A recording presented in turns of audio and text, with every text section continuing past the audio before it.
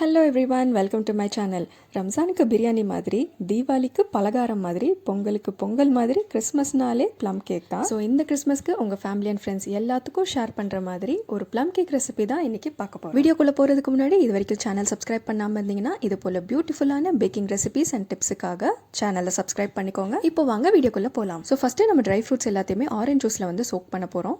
Traditionally பார்த்தீங்கன்னா கிறிஸ்மஸ்க்கு ஒரு 5 or 6 months முன்னாடியே ப்ளம் கேக்கு தேவையான ட்ரை ஃப்ரூட்ஸ் எல்லாமே ரம்ல வந்து சோக் பண்ணுவாங்க. இது ஒரு ஈவெண்ட்டாகவே ஒரு ஊர்லேயும் எல்லா மக்களும் சேர்ந்து பண்ணுவாங்க. பட் நம்ம ஒரு நான் ஆல்கஹாலிக் ப்ளம் கேக் பண்ணுறதுனால ஆரஞ்ச் ஜூஸில் தான் இது எல்லாத்தையும் சோக் பண்ண போகிறோம். ஸோ ஆரஞ்ச் ஜூஸ் வந்து எடுக்கிறதுக்கு மிக்சர் கிரைண்டர்லையோ இல்லை ஜூஸர்லையோ போடுறதை விட கையில் இந்த மாதிரி புழிஞ்சு எடுக்கும் போது கசப்பு தன்மை வந்து அதில் இறங்காமல் இருக்கும். ஸோ நான் இன்றைக்கி பண்ண போகிற கேக்குக்கு வந்து நான் 2 ஆரஞ்சஸ் வந்து எடுத்திருக்கேன். இதில் வந்து 2 டேபிள் ஸ்பூன் பிளாக்பெரி சேர்த்துக்க போகிறேன். இதுக்கு பதிலாக நீங்கள் கருப்பு திராட்சை கூட சேர்த்துக்கலாம். அப்புறம் 1 டீஸ்பூன் நார்மல் திராட்சை, again 2 table spoon tutti frutti, 2 table spoon உடைச்ச பாதாம், அப்புறம் 2 டேபிள் ஸ்பூன் முந்திரி. இதோடு சேர்த்து ஆரஞ்சோட ஜெஸ்ட்டும் நம்ம ஆட் பண்ணிக்க போகிறோம். அதாவது ஆரஞ்சோட தொலி இருக்குது இல்லையா, அதை வந்து இந்த மாதிரி ஸ்க்ரேப் பண்ணி போட்டுக்கலாம். நெக்ஸ்ட்டு 2 பேரிச்சம்பழம், இதையும் வந்து கொட்டையை எடுத்துகிட்டு கட் பண்ணி போட்டுக்கலாம். ஃபைனலாக செரிஸும் இதோட சேர்த்துக்கலாம். செரிஸ்குள்ளேயும் வந்து கொட்டை இருக்கும், பட் நான் வந்து இன்றைக்கி கொட்டையோட சேர்த்தே தான் போடுறேன். இதையும் வந்து இந்த மாதிரி சின்ன சின்னதாக கட் பண்ணி சேர்த்துக்கலாம். இதோட சேர்த்து உங்களுக்கு பிடிச்ச எந்த ட்ரை ஃப்ரூட்ஸ் வேணாலும் ஆட் பண்ணிக்கலாம். வால்நட்ஸ், பம்ப்கின் சீட்ஸ் எது வேணாலும் சேர்த்துக்கலாம். எல்லாமே சேர்த்துட்டு நல்லா மிக்ஸ் பண்ணிவிட்டு ஒரு 5 to 6 hours வந்து இது அப்படியே வந்து சோக் பண்ண வச்சிடலாம். ட்ரை ஃப்ரூட்ஸ் எல்லாம் நல்லா சோக் ஆனதுக்கப்புறமா ஒரு பாத்திரத்தில் 1/2 cup சுகர் வந்து சேர்த்து நம்ம கேரமல் ரெடி பண்ணிக்க போகிறோம்.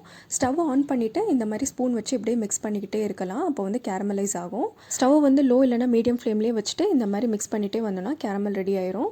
கேரமல் ரெடி ஆனதுக்கப்புறமா இதில் வந்து 1/4 cup தண்ணி வந்து சேர்த்துக்க போகிறோம்.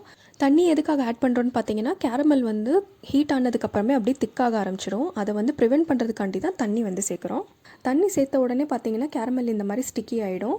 பட் நம்ம வந்து அப்படியே விட்டுறக்கூடாது. ஸ்பூன் வச்சுட்டு இந்த மாதிரி மிக்ஸ் பண்ணிக்கிட்டே இருக்கணும். லோ ஃப்ளேமில் வச்சுட்டு ஒரு 2 to 3 minutes அப்படியே மிக்ஸ் பண்ணிகிட்டே வந்தோன்னா ஃபுல்லாக வந்து அப்படியே அந்த கட்டியெல்லாம் தண்ணியில் கரைஞ்சி கேரமல் வந்து ரெடி ஆகிடும். இப்போது அதை ஆற வச்சுட்டு நம்ம கேக் ப்ராசஸ் ஸ்டார்ட் பண்ணலாம். ஒரு பவுலில் வந்து நான் 1.5 cup அதாவது 170 grams ஆஃப் மைதா எடுத்திருக்கேன். இதில் வந்து 2 tablespoon cocoa powder add பண்ணிக்க போகிறோம். அப்புறம் 2 டேபிள் ஸ்பூன் மில்க் பவுடர், இதோட 1 டீஸ்பூன் பேக்கிங் பவுடரும் ஆட் பண்ணிக்கலாம். இது எல்லாத்தையுமே ஆட் பண்ணி மிக்ஸ் பண்ணி தனியாக எடுத்து வச்சுக்கலாம். இப்போ ஒரு பவுலில் 2 முட்டை ஆட் பண்ணிக்கலாம். இதோட 1/4 cup ப்ரௌன் சுகரும் ஆட் பண்ணிக்கலாம். இப்போ எசன்ஸ்க்காக நான் வந்து ரம் எசன்ஸ் ஆட் பண்ணுறேன். உங்ககிட்ட ஒரு வேளை ரம் எசன்ஸ் இல்லைன்னா நீங்கள் வந்து வெனிலா எசன்ஸே ஆட் பண்ணலாம். இந்த எசன்ஸ் வந்து நான் ஆல்கஹாலிக் தான். உங்களோட பேக்கரி சப்ளை ஷாப்பில் வந்து கேட்டிங்கன்னா இந்த சீசனில் கண்டிப்பாக ஸ்டாக் வாங்கி வச்சுருப்பாங்க. கிடைக்கிறதுக்கு நிறைய வாய்ப்புகள் இருக்குது. அப்படி இல்லாட்டி நீங்கள் வெனிலா எசன்ஸே கூட யூஸ் பண்ணலாம்.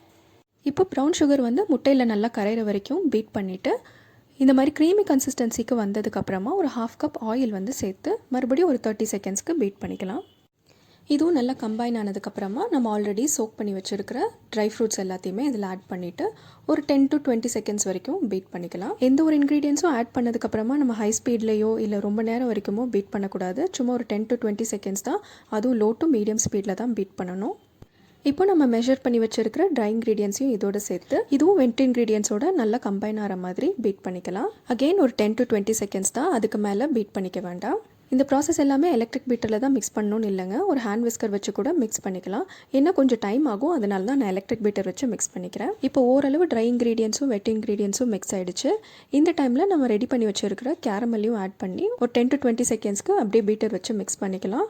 ஃபைனலாக ஸ்பாட்டுலா வச்சு இந்த மாதிரி மிக்ஸ் பண்ணிட்டோம்னா அவ்வளோதாங்க, பேட்டர் ரெடி ஆகிடுச்சு. இப்போ இதை ஒரு பார்ச்மெண்ட் பேப்பர் போட்டு 7" டின்னில் வந்து சேர்த்துக்க போகிறேன்.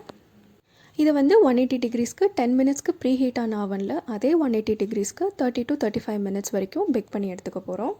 அவ்வளோதாங்க, சூப்பர் ரிச்சான ப்ளம் கேக் ரெடி ஆகிடுச்சு. இப்போ இதை வந்து ஒரு லிட்டு போட்டு மூடி ஆற வச்சிடலாம். இப்போ கேக் நல்லா ஆறிடுச்சு. இதை வந்து இப்போ டிமோல்ட் பண்ணிக்கலாம்.